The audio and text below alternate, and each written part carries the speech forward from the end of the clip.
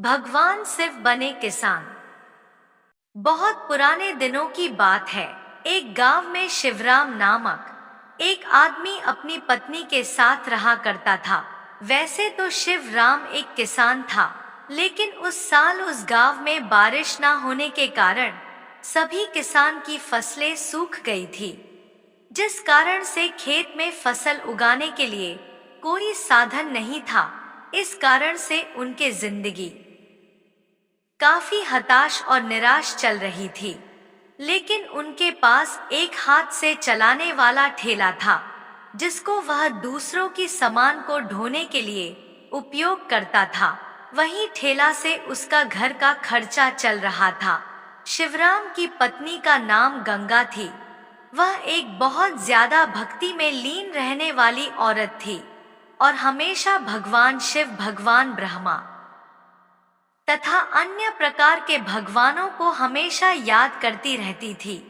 वह हमेशा जब भी खाना बनाया करते थे तो 2 रोटी भगवान शिव के लिए तथा 2 रोटी भगवान ब्रह्मा के लिए अपने बनाए गए खानों में से निकालकर भगवान को भोग चढ़ाया कर वह गौ माता को खिला दिया कर दी थी।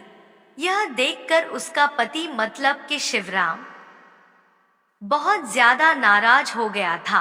उन्होंने कहा कि तुम इस तरह से अनाज बर्बाद करोगे तो मैं किस तरह घर चला लूंगा।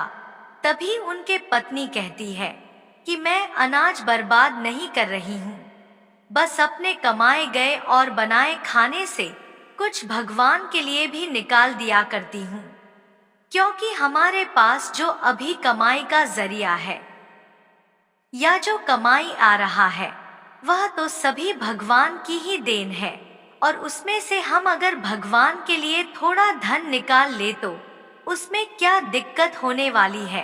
अगर भगवान हमें इतना कुछ दे रहा है तो हमें भगवान के लिए इतना कुछ करने के लिए भी क्या सोचना पड़ेगा।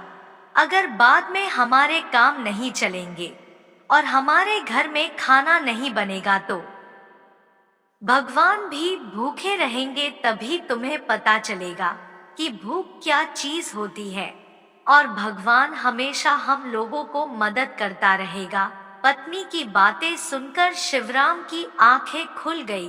उन्होंने कहा कि तुम बिल्कुल सही बोल रही हो। मेरे पास जितना भी है, हमारे पास जितना भी है, खाने पीने के लिए सभी तो भगवान की ही देन है, क्योंकि अगर भगवान हमें काम नहीं देगा तो हम इसी तरह से भूखे ही रहेंगे। तुम हर रोज भगवान के लिए थोड़ा समय खाना निकाल कर बहुत लगाकर खिलाया करो गौमाता को। ऐसे हमारा लाभ भी बढ़ेगा और हमें सद्बुद्धि भी देगा। शिवराम की पत्नी गंगा कहती है कि आप भी भगवान शिव की आराधना और उनका ध्यान किया करो, इससे हमारी कमाई का जरिया ज्यादा हो जाएगा।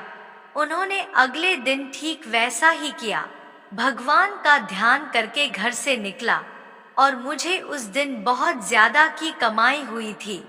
वह बहुत खुश था। शाम को जैसे ही घर आया, अपनी पत्नी गंगा से कहता है कि आज मेरा कमाई बहुत ज्यादा हुआ है और इस कारण से मुझे बहुत ज्यादा पैसे की बरसात हुई है। तभी उनकी पत्नी खुश होकर कहती है कि यह तो भगवान की देन है। आज आपने भगवान को दिल से याद किया है और भगवान शिव हमारे साथ हमेशा ऐसा ही करेंगे आगे तक। वह उन पैसों को अपने राशन के लिए उपयोग किया, और जब थोड़ा पैसा बच गया तो उनकी पत्नी बोली कि हम कुछ पैसा भगवान के चरणों में होने समर्पित कर देते हैं।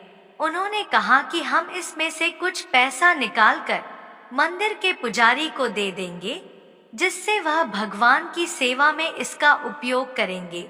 इसमें शिवराम ने भी अपनी सहमति जताई और कहा कि तुम सही कह रहे हो। आखिर भगवान के नाम से एक हम इतने सारे धन की प्राप्ति हुई है। एक दिन की बात है, शिवराम किसी तरह से कहीं गया हुआ था अपने कार्य करने के लिए, और जब वह अपने घर लौटा तो उसकी तबीयत ज्यादा खराब हो गई थी।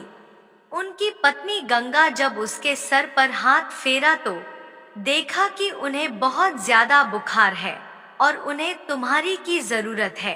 उन्होंने तुरंत ही अपने पास के डॉक्टर को बुलाया और कहा कि मेरे पति जी को बहुत ज्यादा बुखार है, इन्हीं किसी प्रकार की दवाई देना कि इनका श्वास सही हो जाए। डॉक्टर ने कहा कि यह तो बहुत ज्यादा समस्या है, इन्हीं बुखार काफी ज्यादा है, अब तो 1 महीने स्वास्थ्य सही होने में लग जाएंगे कि अगर 1 महीने में उनकी तबीयत सही नहीं हुई तो उसका घर का खर्चा कैसे चलेगा, आखिरी 1 महीने तक कौन कमा कर लाएगा और उनका घर चलाएगा, क्योंकि उस साल भी बारिश नहीं हुई थी और उनके खेत में अभी तक सूखा ही था। इस कारण से फसल भी नहीं हुई है और तबीयत खराब होने के कारण वह मार्केट भी ठेला लेकर नहीं जा सकता था। ऐसे में उसका रहन सहन बहुत मुश्किल होने लगा था। 10 दिन बीत जाने के बाद उन्होंने देखा कि उनका तबीयत थोड़ा थोड़ा सही हो रहा है, लेकिन फिर भी अभी तक चलने की हालत में नहीं है और हमें बाहर जाने का रास्ता नजर नहीं आ रहा है, क्योंकि मेरी तबीयत खराब है। पता नहीं आगे की जिंदगी कैसी चलेगी। यह सभी चीजें भगवान ऊपर से देख रहा था, क्योंकि शिवराम की पत्नी गंगा और शिवराम भी अब तक भगवान की बहुत सारा भक्ति किया करती थी और वह हमेशा भगवान के लिए कुछ ना कुछ खाने पीने के सामान में से भगवान शिव के तथा भगवान ब्रह्मा की आराधना के लिए खाने के लिए निकाला करते थे। भगवान शिव बहुत ज्यादा चिंतित थे कि वह शिवराम की मदद किस प्रकार से करें। एक दिन की बात है, भगवान शिव ने ब्रह्मा को बुलाकर कहा कि हमारा भक्तों का हाल बहुत बुरा है, हमें उसकी मदद करनी चाहिए। उन्होंने कहा कि वह तो अभी बीमार है, चलो हमेशा करते हैं कि उनके खेत में जो भाषण अभी नहीं है उसमें खेती कर बहुत सारे अनाज को उपजाने का काम करेंगे, जिसे देखकर शिवराम बहुत खुश हो जाएगा। शिवराम अभी बीमार ही था कि उनके खेत में बारिश होने लगी थी भगवान के द्वारा और भगवान शिव खुद ही उनके खेत में हल चलाने के लिए आए थे।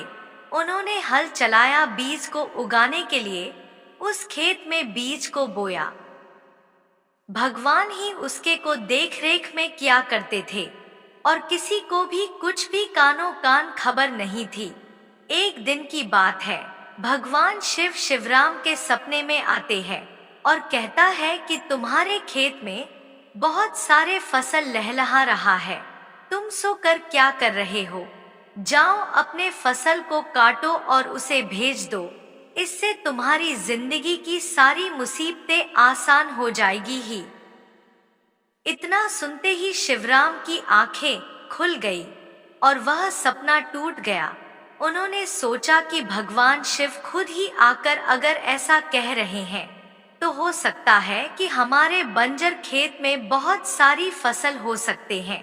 उन्होंने सुबह होने का इंतजार किया और दूसरे ही दिन अपने खेत पर गया तो देखा कि बहुत सारा फसल उसके खेत में बहुत ज्यादा मात्रा में उपजाऊ हुआ है। अब शिवराम और उसकी पत्नी गंगा दोनों फसल की कटाई करते हैं और उन्हें मार्केट में अच्छी कीमत में जाकर बेच देते हैं। इससे उन्हें काफी ज्यादा पैसे मिल जाते हैं और बहुत ज्यादा धन की प्राप्ति हो जाती है। ऐसा कई बार करने से बहुत ज्यादा धन की प्राप्ति हो जाती है और गांव में वह सबसे अच्छे और अमीर हो जाते हैं। उन्होंने साफ मन से भगवान की आराधना की और कहा कि भगवान, मैं आपका शुक्रिया किस प्रकार अदा करूंगा कि आपने मुझे इतनी ज्यादा धनराशि तथा फल सब्जियां से नवाजा है। मेरे खेत में जहां पर एक भी दान या एक भी पौधा नहीं बचता था, उस खेत में आपके द्वारा बहुत सारे फसल अब लगने लगे हैं। ऐसे में हमें आपका शुक्रिया किस प्रकार अदा करूं, मुझे समझ में नहीं आ रहा है।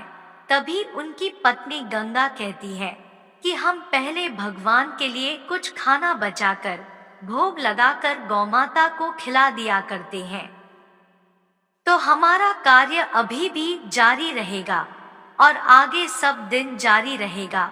उन्होंने इस कार्य को आगे शब्द जारी रखा और इस तरह से भगवान का शुक्रिया अदा करने का प्रयास किया।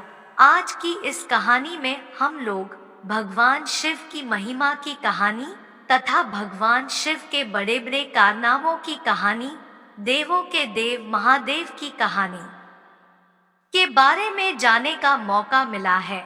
उम्मीद है कि आपको यह कहानी, जो कि धार्मिक कहानियां, बहुत पसंद आई होगी, इसलिए हम लोग भगवान शिव बने। मेरे प्यारे दोस्तों, वीडियो अच्छी लगी हो तो लाइक और शेयर करें और सब्सक्राइब करना ना भूलें।